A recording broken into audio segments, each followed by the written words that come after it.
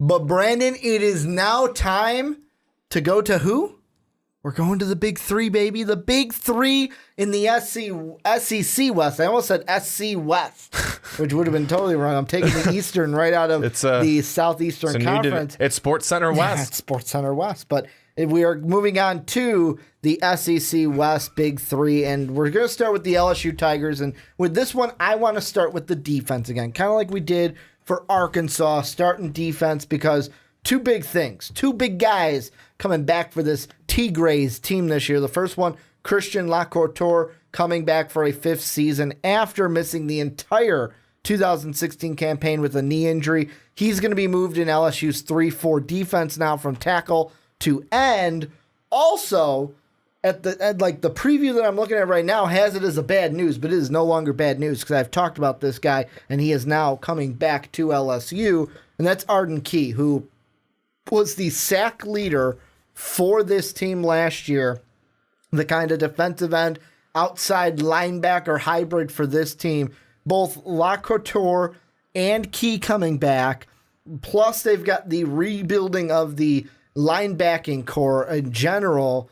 Brandon, could this LSU defense carry, I don't want to say carry them, but could they be the thing to help ease pressure on the offense, which is also having a big loss in Leonard Fournette? Well, Ricky, I first want to start off by looking at some of the things that this defense did really effectively well last year. That was holding Louisville, Lamar Jackson's team. Whoa, let's put some respect on that name. Lamar Action Jackson. To 9 points in the Buffalo Wild Wings Citrus Bowl. The B-Dub Bowl. They lost to Alabama because they didn't score. They held Alabama to 10 points, and they averaged only allowing 16 points per game on the season. That's stupid impressive. That's the type of defense that you need in an SEC, where points are starting to be able to fly different places because you have some really, really high-powered offenses. But it hurts when you lose 6 tacklers, one of which being Jamal Adams, and others will hurt. But you take a look at this LSU team, what it has been for a long time. What it has been for a long time has been a pretty defensively savvy team. I think ultimately you're right. I think Arden Key is going to be the key to success on defense. They had 36 sacks last year. He had 12 of them. This guy is going to have to step in, and he's going to have to be the focal point of this defensive front.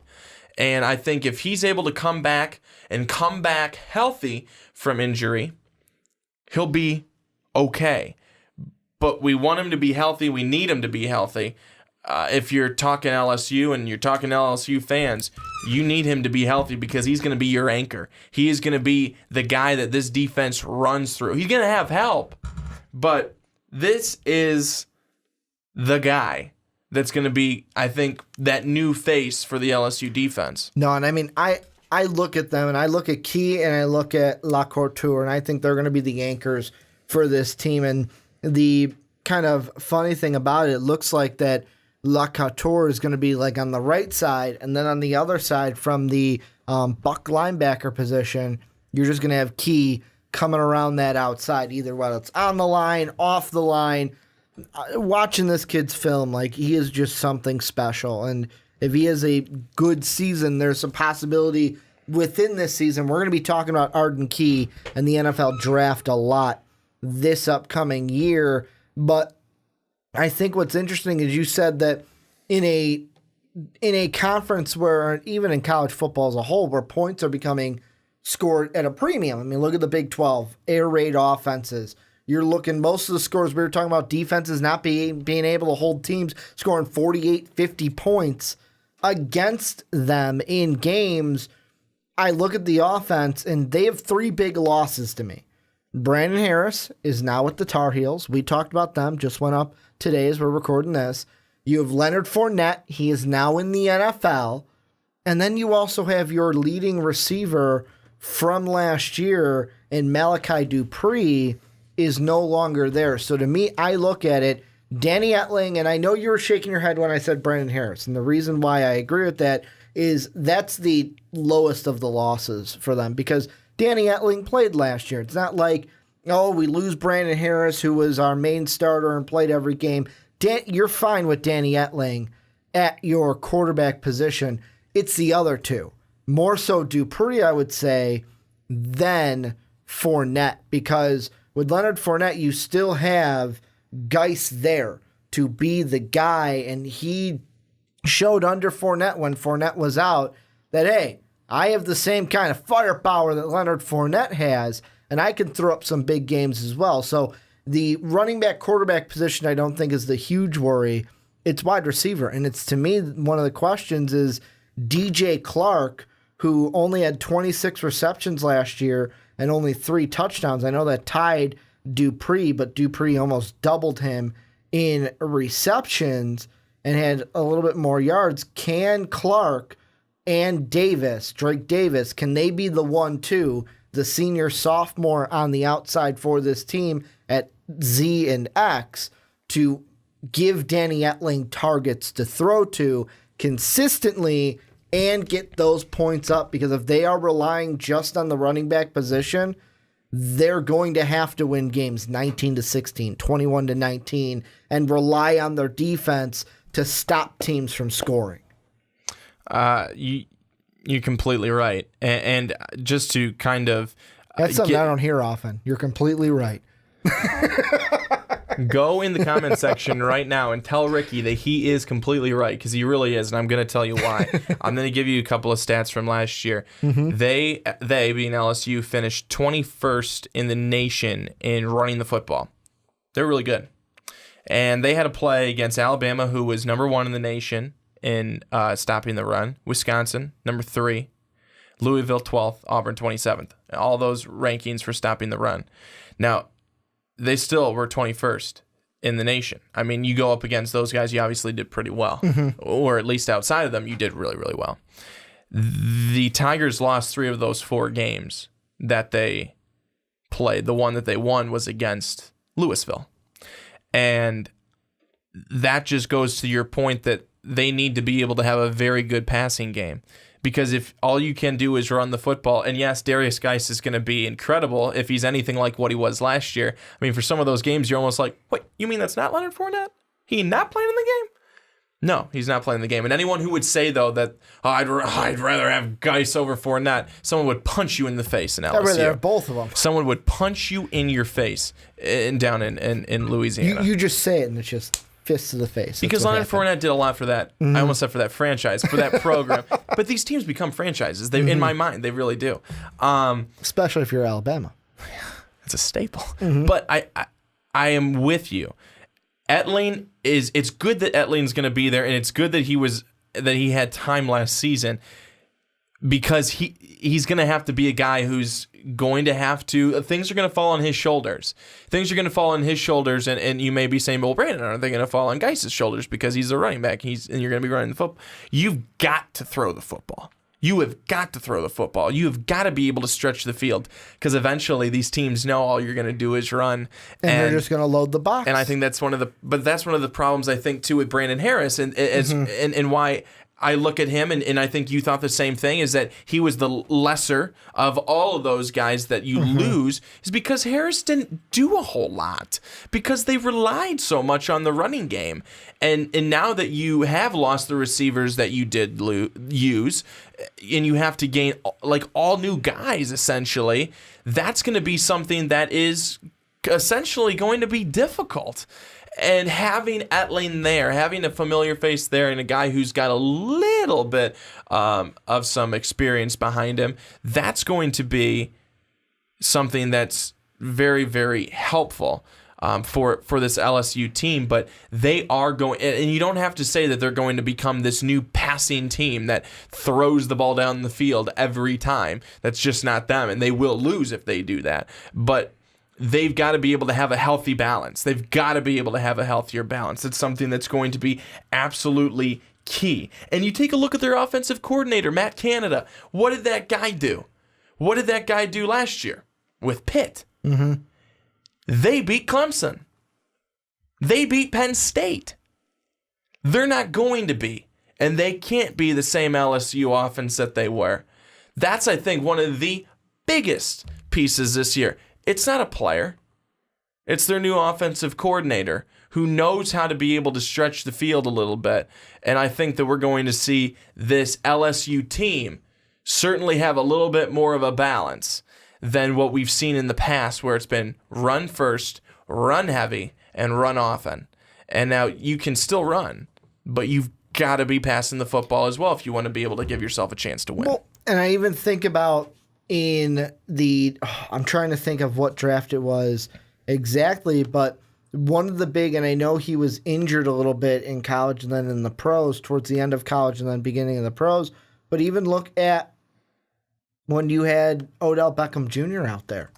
Like, that was something where it was like, okay, wow, this is a passing attack that can win and can really help your team. And LSU, I just don't see that same. Of course, none of these players in my mind are Odell Beckham Jr. like, but I kind of look at this and I go, this is a team that the only two teams that they have to worry about are the two in front of them from last season.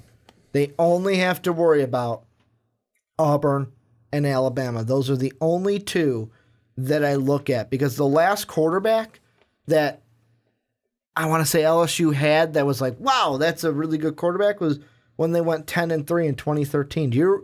Little quiz, Brandon. Do you remember who was the quarterback of LSU in 2013? If you don't, I'll give you a hint. He played for the Titans. That was the team he was drafted by. The Titans. I love this food. It's one of my favorite foods. Why can't I think of it? His first name is Zach.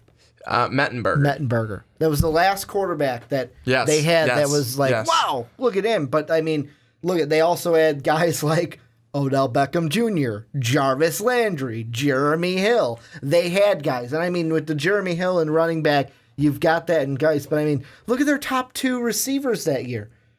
Jarvis Landry, who's an NFL pro, and Odell Beckham Jr., both those guys were 1,000-yard receivers. Jeremy Hill was almost a 1,500-yard rusher that year and had 16 touchdowns on the ground, and Zach Mettenberger had over 3,000 yards. Like, that was the last year to me where it was like, damn, LSU is on the map. And like I said, they could do the same thing this year. Etling is nowhere near what Zach Mettenberg was that year. But I feel like they're going to have to lean on Geis. They're going to have to. They're not going to want to. They're going to have to. And I look at their schedule for this year, and the good thing about it, they don't see any of the two teams above them until October 14th. That's when they play Auburn, and that one's at home. The only bad thing is, yes, you get to wait until November 4th to play Alabama, but it's on the road. So I look at those two games. Those are going to be the measuring sticks for them, because Florida is going to be iffy only because it's on the road, but I'm confident that they can beat a Florida team. One thing that I think we really need to bring up here that we have not yet brought up, and we have focused mainly on the guy who we think is going to be leading this offense. And that's Etling? At quarterback, and Danny Etling. And Etling, he's had his time at Purdue, but I think the guy that we really need to be focusing on a little bit more is freshman coming in, Miles Brennan. Mm-hmm. And this guy, coveted freshman quarterback who gets to campus in June, who is trying to learn everything to get, to September and October, and when games are starting, I don't see this guy being the starter in day one, but I could see him being the starter in the middle of the season because he's too talented to not be that starter. And I think right now it's just a matter of being able to get on the same page with Geis, with your receivers.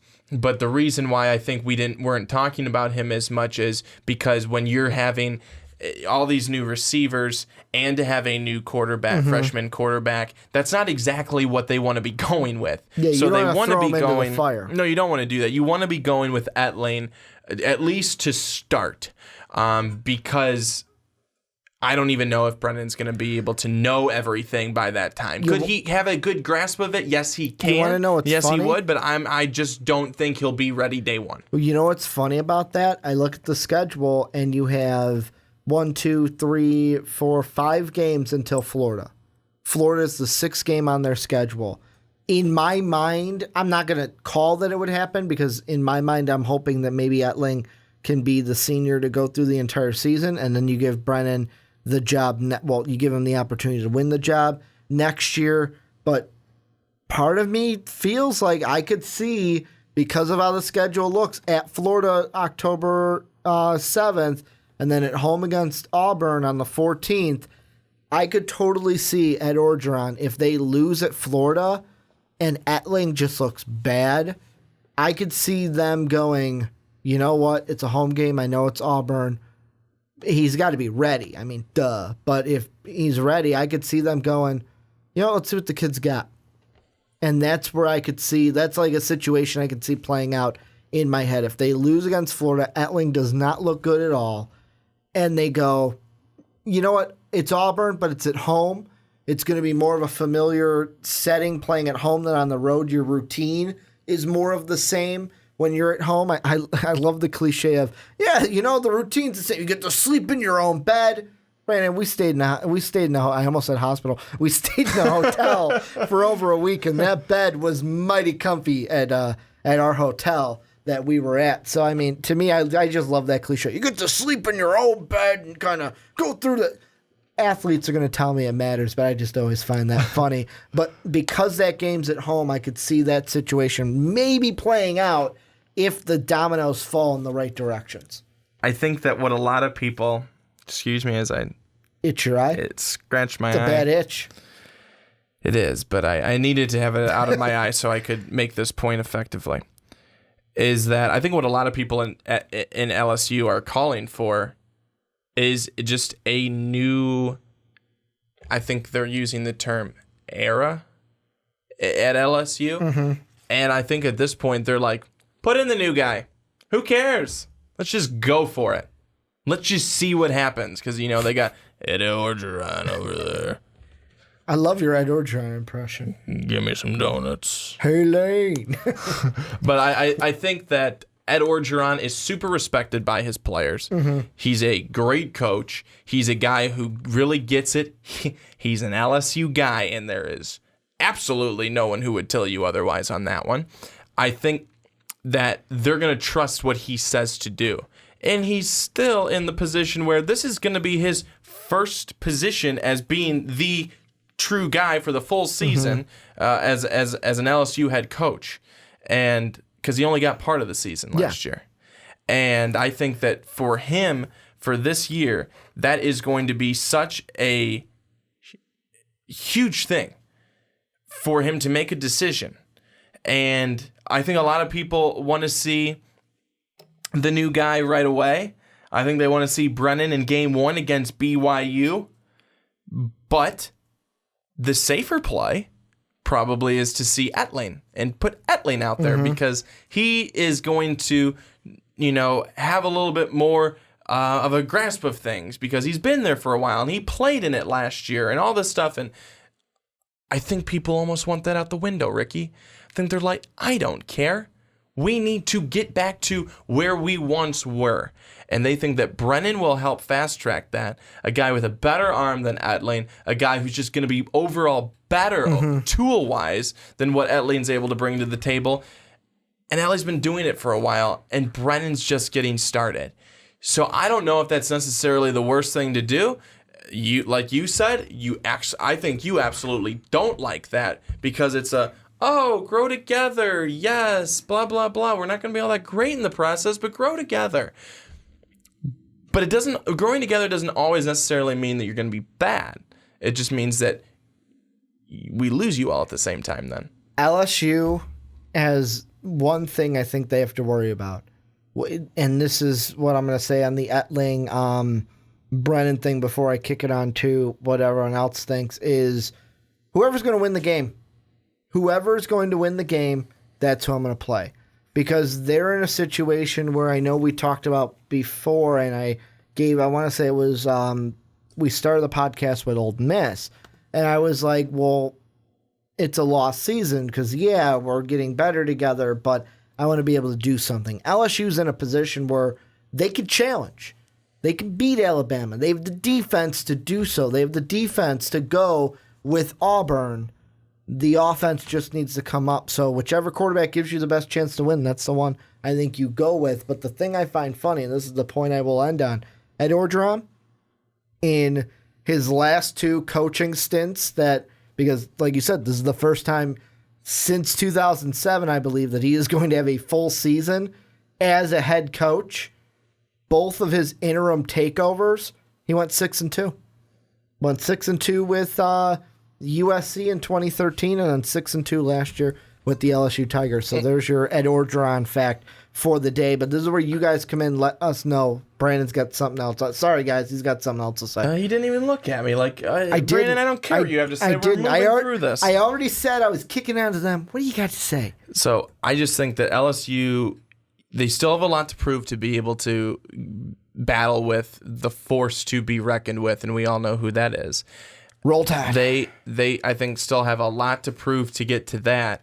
In a winning season, however, I think a winning season for LSU is 10 wins. That's a winning season for LSU. 9 wins, 10 wins. That's where they want to be. And I know 9 wins would be one more than what they were last year, but 10 wins would certainly be a winning season and something that LSU fans would be like, yep, we like it. Well, and now I'm going to kick it on to you guys. Let us know down below what you guys think about LSU coming into the 2017 season, and where do you guys see them this year, especially that quarterback situation. Do you think Danny Etling will be the guy to play out the entire season?